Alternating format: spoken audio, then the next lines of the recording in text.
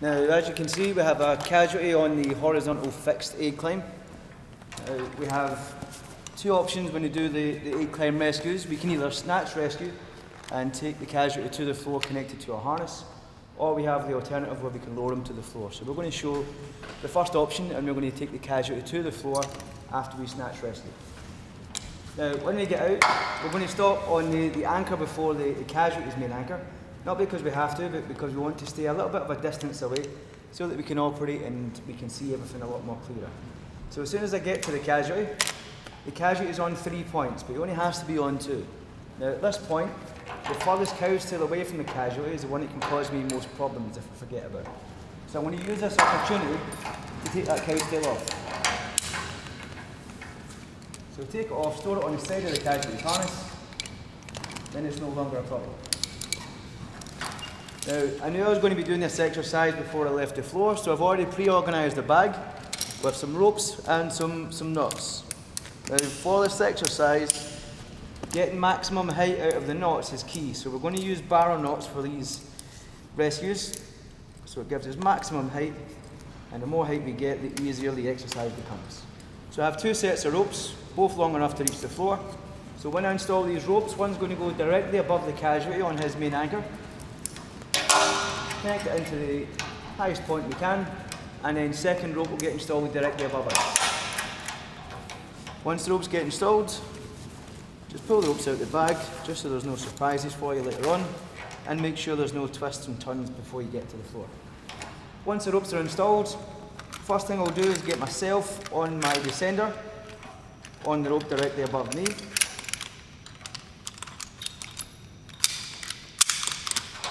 And I want to fully weight this point, so I want to be as close to that knot as possible. And once I have that attached, take off any additional points for your aid climb. So I only want to be left with descender and spare cow's tail just behind me. And be careful just to make sure that you remove your cow's tails and none of the casualties. Once the points are off, just a little bit of tidy up. Get the points back on your harness.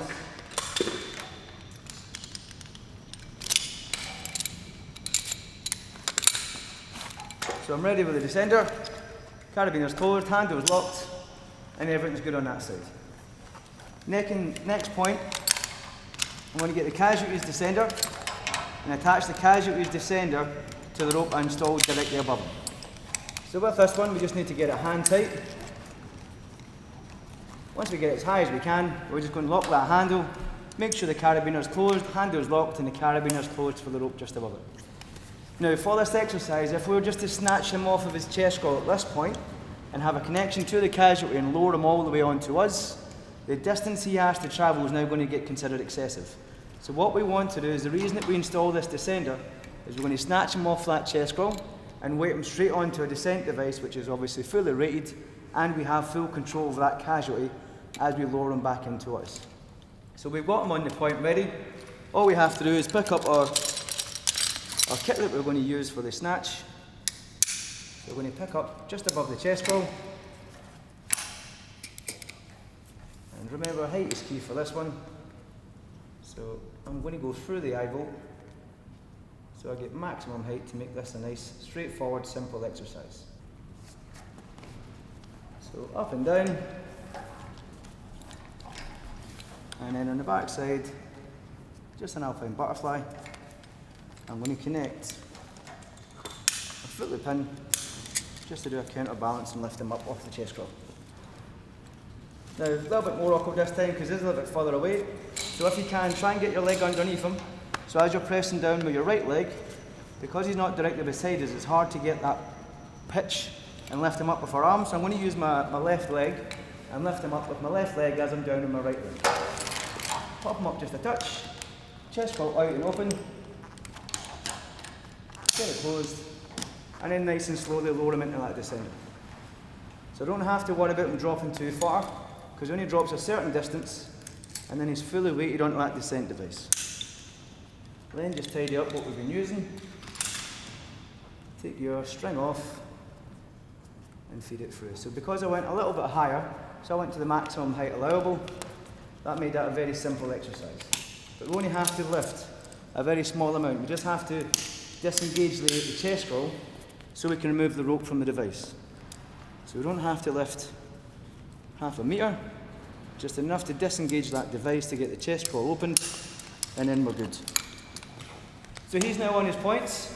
He has his descender on, so this point doesn't have to be on anymore. So I can take that one off, and I'm going to utilise that as my soft connection, our ventral to ventral connection. So that's going to go from the casualty's D-ring to my D-ring. Point number 2 is we can either use 2 carabiners, or as I have it on the harness, I'm just going to use a quick draw. In the casualty's chest, we always want to promote casualty management and making sure they remain upright during any exercise. And that's always going to connect into the descending carabiner that I'm going to be using. So he now has 2 points to me.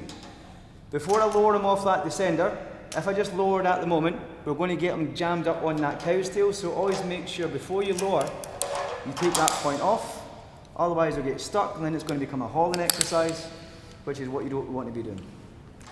All I have to do now, keep the rope over the rolled edge of the front of the device and slowly lower that casualty till all of his weight is now transferred onto me.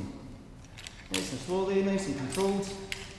Once the weight's off, rope out, close it over, and then manage the rope. So there's a slight twist here, which wouldn't cause me any dramas, but I'll get it nice and neat.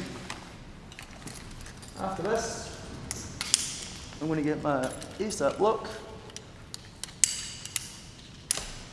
off the sternum and my harness and connect that onto that rope the casualty was just connected to. Once that's on, install the friction carabiner. So right behind me is a point that's going to cause you all sorts of problems. Because we're looking in this direction, we're not looking here, we can't even feel that behind us. So always make sure this cow's tail comes off before progressing any further to the floor. Friction beaner is attached, hands held nice and high, ASAP's not on lock.